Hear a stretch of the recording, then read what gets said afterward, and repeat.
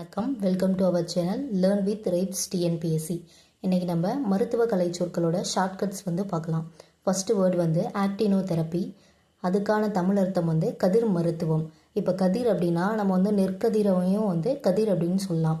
இப்போ நெற்கதிர்கள் நம்ம அரிசி சாப்பிட்டா தான் நம்மளால் ஆக்டிவாக இருக்க முடியும் அப்படின்னு ஞாபகம் வச்சு ஆக்டினோதெரப்பி அப்படின்னு ஞாபகம் வச்சுக்கலாம். இப்போ தெரப்பின்றது நமக்கு ஆல்ரெடி தெரியும், மருத்துவம் அப்படின்னு.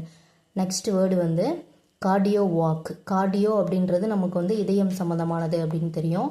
ஸோ நெஞ்சக நலநடை. கார்டியோ வாக் அப்படின்னா நெஞ்சக நலநடை.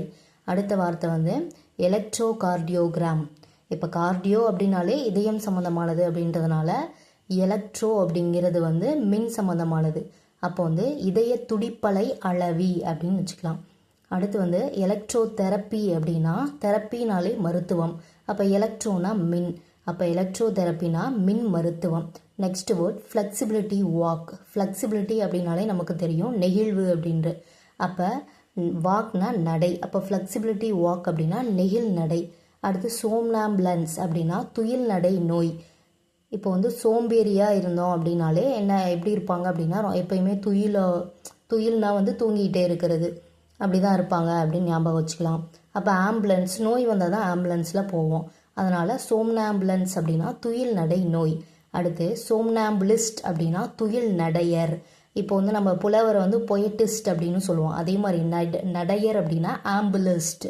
அப்போ சோம்னாம்புலிஸ்ட் அப்படின்னா இப்போ சோம்பேறி, அப்போ துயில் நடையர். அடுத்து பிரான்சியல் நிமோனியா. அடுத்து மூச்சுக்குழல் சளிக்காய்ச்சல். இப்போ பிரான்சியல் அப்படின்னாலே நமக்கு தெரியும் மூச்சுக்குழல் சம்மந்தமானது.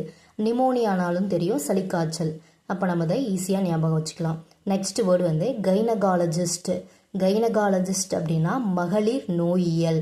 இது நமக்கு தெரியும், மகப்பேறு மருத்துவம் அவங்க பண்ணுறவங்கள நம்ம கைனகாலஜிஸ்ட் அப்படின்னு சொல்லுவோம். அடுத்து ஹீமாஞ்சியோமா அப்படின்னா என்ன அப்படின்னா குருதினால புற்று. ஹீமோ அப்படின்னாலே நம்மளுக்கு பிளட்டு தான், ஓகேவா? அதனால் நம்ம அந்த குருதினால புற்று அப்படின்றத ஞாபகம் வச்சுக்கலாம். நெக்ஸ்ட் வேர்டு ஹே ஃபீவர் அப்படின்னா மூக்கலர்ஜிக் காய்ச்சல்.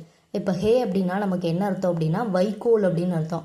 இப்போ அந்த வைக்கோல்னால நமக்கு அலர்ஜி ஆகலாம், தும்மல் அடிக்கடி வரலாம். ஸோ அதனால் நம்ம அதை வச்சு ஞாபகம் வச்சுக்கலாம். ஹே ஃபீவர் அப்படின்னா மூக்கலர்ச்சி காய்ச்சல்.